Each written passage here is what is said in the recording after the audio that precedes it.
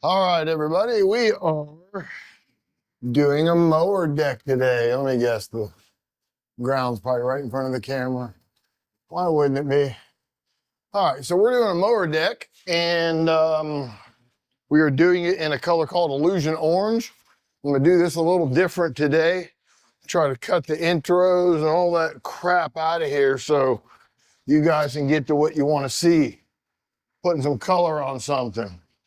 So we're gonna go around, and it's hot right now. This thing, I just had it in the oven at 400 degrees for, I don't know, 30 minutes or so. So what we did is we blasted it. Actually, the customer had this blasted at a blast shop, a local blast shop in town. And it sat here long enough where it kind of dotted up and I had to touch it up, which is not a problem. I mean, sometimes that happens. I prefer to get the stuff that's already blasted right away. Doesn't always happen. He actually had this blasted and then came and said, hey, I want an Illusion Orange. I'm like, well, here's the fun fact. I don't have any Illusion Orange. So, well, I mean, what are we going to do at that point? At that point, we just take the job and touch it up. I hate to have the guy pay for it twice, but I mean, or the blasting twice. It's not ideal, but so what I'm doing is I'm making sure I cut in all the nooks and crannies, and then I just try to get a quick coat on everything else to seal it up. We're just trying to get a guide coat or I don't know what you want to call it. I like to put it on hot when it's a part like this. And this gun is a little bit, might need to address the settings on this a little bit. Actually, it's all right. When you're using these cup guns like this, any motions you make, if you wiggle the gun, the cup, sometimes it wants to act weird and people automatically go to adjusting the gun, and that's not what the issue is. That happens from time to time. I usually pre-fire the gun. By that, I mean, before I bring the part in, I fire the gun just to make sure that my pattern's good and everything's flowing the way we kind of want it to. Let's get down in here in this little nook. There's a spot here. If you don't get it now, you ain't getting it.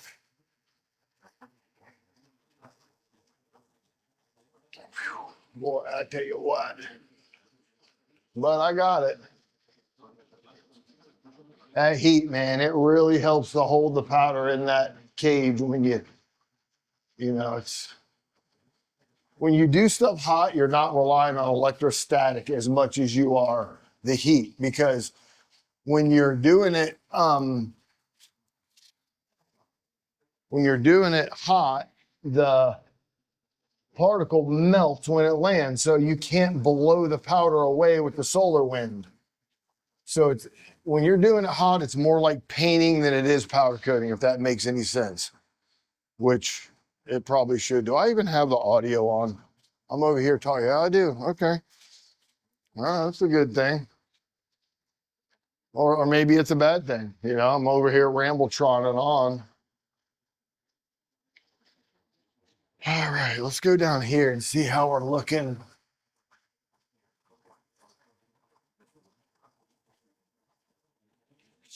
Not bad.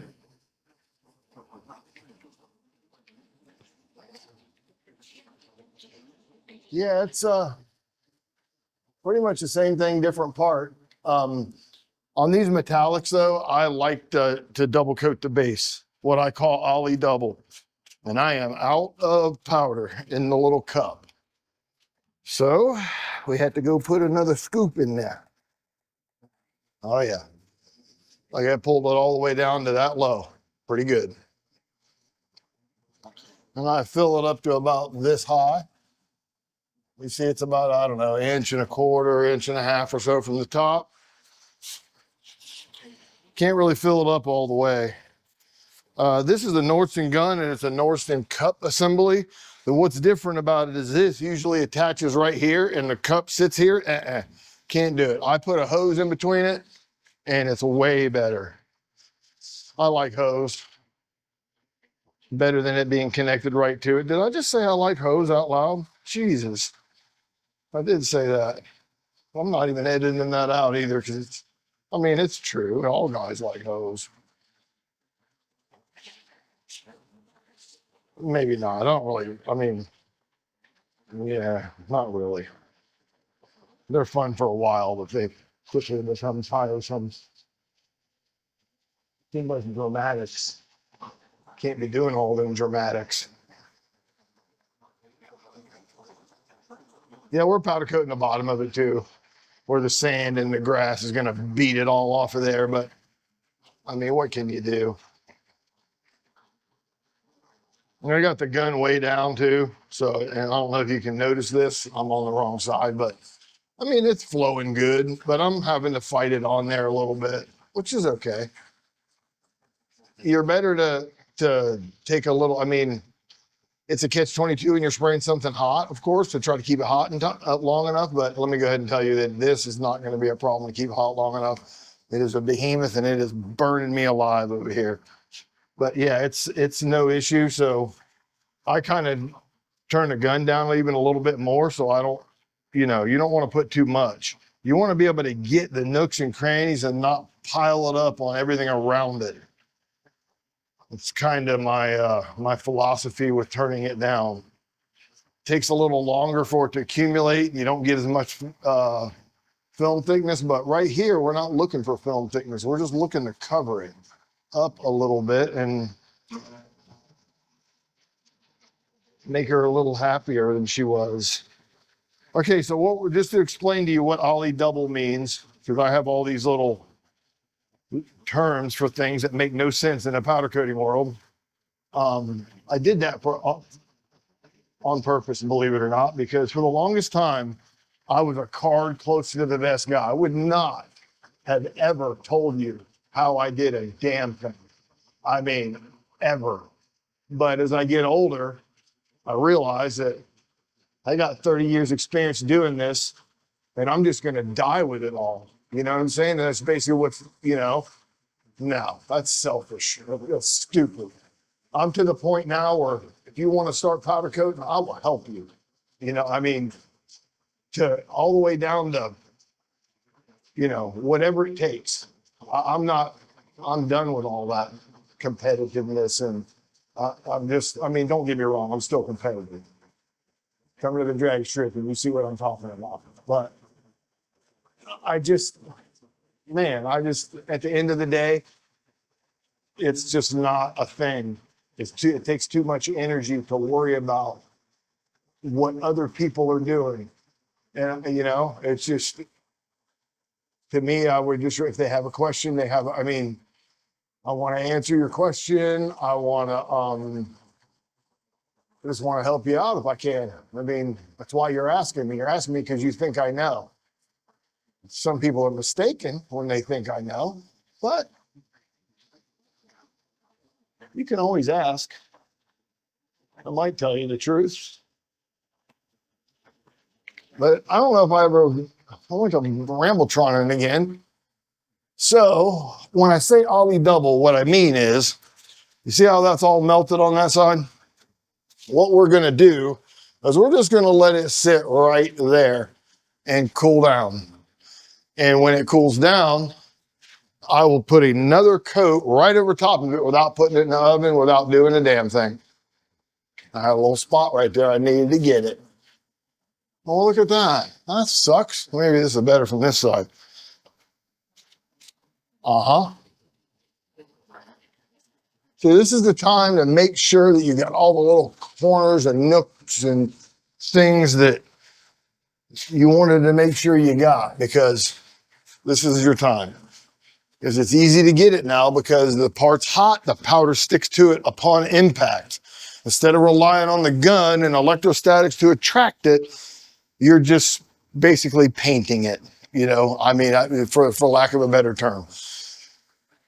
All right, so we're pretty good. We look like we got our stuff right now. If you look at it, you see how it looks like hell, as modelly and spotted up. Don't even look at that. Don't worry about that. That don't matter. That's because we did it hot. That's why we're ollie doubling it. What we're going to do is we're going to wait till it cools down so it doesn't melt anymore, and we're going to dust it up. Now, this is where you can get bit right in the ass. And on something like this, it's hard to blast, strip, whatever. Oh, gosh. Okay. It's important that you exercise patience with this because, let me explain something to you.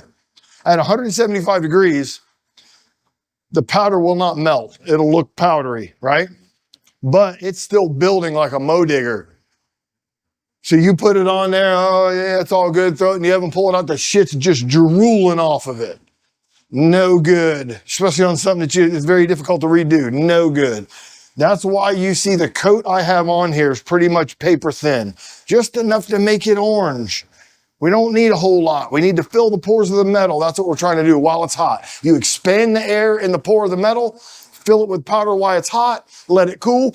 It sucks it in a little bit. You let it cool all the way down, dust it up, in the oven it goes. That's how I do metallic bases. Metallic bases almost every single time get what I call ollie double. The reason I call it ollie double, I had a business partner named Ollie, and he came up with this shit, and he was doing stuff so fast. I was like, how is it possible that he's even doing it? And it looked great. And I was like, all right, so how, he goes, I don't want to tell you because you're going to make me not do it that way. Because I was like a buy the book type of guy, right? So when he told me, I was like, well, there's really nothing wrong with what you're doing. You're kind of still doing it by the book. And he was, you know. So ever since then, we called it an ollie double, and that's just how you do it. You want black to lay out like glass? Ollie double it. You want, you know, it just makes things single stage colors smooth, boy. I mean, smooth. It self levels. It does exactly what you want it to do. But okay, so we're just going to turn the camera off while this cools. Unless you guys want to sit here and watch it cool. Nope. It's like watching paint dry. No pun intended. So we're just going to turn the camera off, let it cool, and I'll turn the camera back on when I'll fill the cup up, and we'll dust it up, and it'll go in the oven for, I like to put it in the oven so it gets between 330 and 350 with a metallic. And the reason that is you want to get far enough into the gel stage where the powder's gelled and let's call it locked down, okay? If you only pull it up to 275, maybe 300 on some colors, and pull it out and you put the clear on it, the weight of the clear actually drags the metallic and it looks kind of bowling ball paint job looking, or slid or tigery, or I don't know how to explain it, but it's not a good look. And that's what causes it, is you did not gel the base long enough. So that's a thing that you have to make sure. I'm a non-contact infrared thermometer guy, man. I don't guess on temperatures. I do bloom, click, and I know. And that's how you should do it. So we're gonna let it cool, dust it back up, and then we're gonna do everything I just talked about. All right? So that's enough babbling out of me for right now. I'll babble some more in a minute. All right, it's been about 2.5 days for this thing to cool. Jeez. And we're going to go ahead and put a little duster on it. Now what we're doing is covering the shiny part. We made shiny. Now we want to cover shiny. And that's pretty much all there is to it. Not a whole lot more than that. You're able to dust the whole thing up and cure it and melt it all at one time, and the metallics are way more even. The whole trying to do it hot, putting it back in the oven thing, nah, it don't work too good. It don't work too good at all. Pretty much trying to get her covered where you can't see any of the previous coat. And around some areas are a little harder than others, but if you have a headlamp on your head, you'll be able to see the shine and it'll nail. So we got the inside of that pocket's pretty much done right there. And on a lot of things, the manner in which you shoot it will dictate how it covers. If that makes any sense. A lot of times when I'm shooting something big like this, I don't try to cover it all at one. I mean, I do, but if it puts up resistance, just walk away from it in that area for a minute. And as you spray the areas around it and you're changing angle, spraying the other areas, it tends to get you got to always go back and look. But especially on the second coat, for some reason, once you have it covered with material, it's pretty easy for the material to attract back to it. I don't know what it is about that. It's like there'll be places where it's almost impossible to get it on in the first coat, right? Let's say you're spraying it cold. But then once the first coat's on there, the next coat just goes right over it. It's a weird thing. I don't know if it's easier for it's just easier. It doesn't seem like it takes as much material to do it. My hot coats always take the most of the material that I'm gonna use, per coat or whatever, is on the hot coat, because it soaks it up. It's ridiculous. But that's kind of what you want. That's how you get it, the pores of the metal filled, and it helps to smooth things out. That's how you get that nice glassy, smooth look. That's part of it. All right, so you guys got to see that. There's a little holiday. I can see shiny in that corner. You got to do something about that, see? That's why you use a light on your head. You use the first coat to guide your second coat, because this is the money shot. We're only putting clear over this, even though it's an illusion, illusion color, and it's going to change the color. It's going to make it more orange. You still need this base to be money. We need this to be nailed for sure. Oh, look at that. We got a big old holiday on the side of that. All right, that's pretty much the whole outside. I don't think you guys need to sit here and watch me do it all. I mean, if you want to watch me do it all and you just want me to ramble on and talk about powder coating while I do this, put it in the comments, because to be honest with you, when I watch it back, I'm like, people aren't going to want to watch this because it's the same dumb shit. So I need to know what you want. If you want all the details and there's a lot of channels out there that are slam bam, ba boom bam, and they show you their stuff and it's done, but they don't show you how they do it.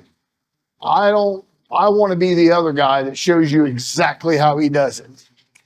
I think you'll get more from it. Unless you just want to be entertained by turning ugly stuff pretty. I guess there's people out there that like that. All right, so what we're going to do is we're going to put this in the oven. I'm going to bring it up to 3 or 350. I'm going to finish spraying the bottom of it first, but you guys don't need to watch that. So, and if you do want to watch it all full length, blibber blabber mouth Mike the whole time, put it in the comments, because I'll blibber blabber and put it on there. I don't really care either way. I'm just trying to put something out there that's consumable. I want you to be able to watch it, not like, God, I can't listen to this guy anymore. So put it in the comments. If you want me to do less talking, say it. Say, shut up. You talk too much. If you want me to do more talking, say, keep blabber blabbering, you blibber blabberer. So, all right, we'll come back when this thing's baked and we're putting clear on it. I promise. Maybe not, but yeah, okay, we'll do it. All right, it's me again. And it's about time to put clear on this bad boy. So, what we gonna do, my light hat is a malfunctioning turd, by the way. All right. All right, it's clear time. Basically, we're gonna make the whole thing look like a creamsicle with the clear. We're just gonna cover it all up. It doesn't, to be honest with you, you still see like a orange hue after the clear. I don't exactly understand why, but it just kind of shows through a little bit. Not really, but you know, if you see orange, it's not like covered by white. But you'll see what I mean here in a minute. It just has like an oranginess to it still. Yeah, this clear is like the king of all clears. I'd love to tell you what it is, but it's pre-release, so you can't buy it anyway. It wouldn't matter if I told you what it was. It's basically, well, we're out of the testing phase. We're done with all that. It does exactly what you would want it to do. It is a really nice product. I mean, if you're used to using Clear Vision from Prismatic, I'm going to tell you right now that the new Clear is such an upgrade over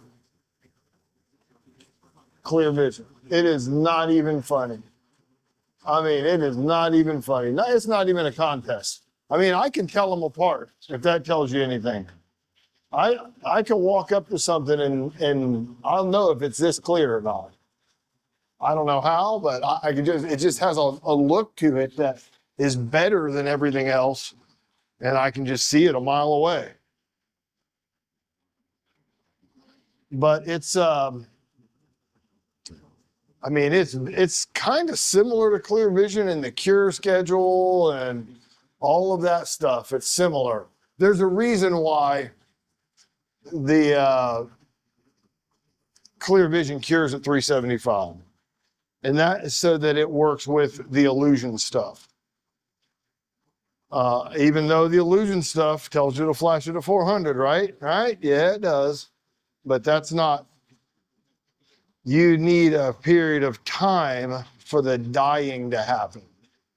You understand what I'm saying? Because an illusion is a color that bleeds into the clear and actually dyes the clear whatever color the illusion is. So this is going to bleed into the orange, or the orange is going to bleed into the clear and turn the clear orange.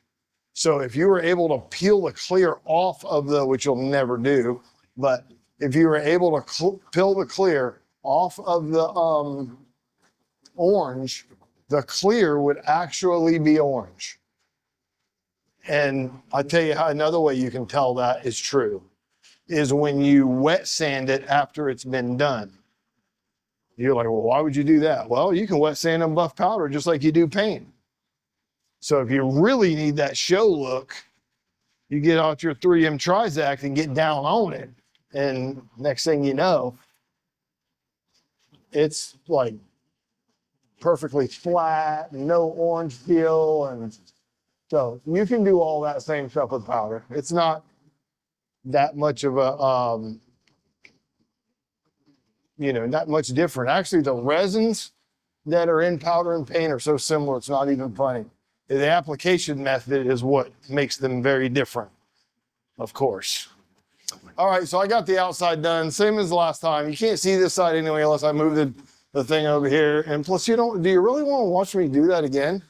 I mean, no, you don't. Let's get on to what it looks like when it's done. That's what you guys want to see anyway. I mean, at the end of the day, that's what I would have tuned in for. Just trying to make sure I got good behind those, these brackets here. Everything's happy there. All right. Well, we're going to go ahead and end the blabbering here. And I guess what I could do is just do the rest of it in super speed. Put some kind of music on here that nobody wants to listen to. Well, this guy's going to have the nicest mower on the block. And we did the whole mower. This is just the deck part. This is the end of it. He's already picked up the rest of it. I did some of it in gloss black, and then we did the whole body and frame of it in Illusion Orange, which is what this color is. This is Illusion Orange and Zach's Super Duper Clear. I don't know what it's, I think it's going to be called BCC Clear, but I'm not sure exactly what the name is. Lacey said they got the labels, so should be very soon. It'll be available to everyone, which will make me happy because everyone can have badass shit like this. It comes out really nice. It works well with illusions. It works well with metallics. Gee, I mean, to be honest with you, I clear solid tones with it because it is so nice. The surface finish is just absolutely outstanding. You can't beat it. If you know of a clear that you think is better than this when it comes out, you better let me know because I'll be testing it. I don't even see how it's possible, but it could. It could be. All right, guys, thanks for watching. I very much appreciate the comments and the subscriptions and all the stuff. We're kind of growing the channel a little bit. We're just a little tiny little tick turd channel, but hey, people are watching the videos, so I'll keep making them. Thanks, guys. Appreciate it. We'll see you later.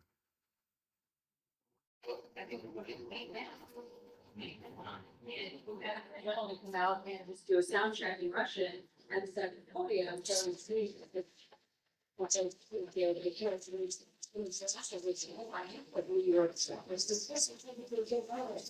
president got. Give her a little blowjob.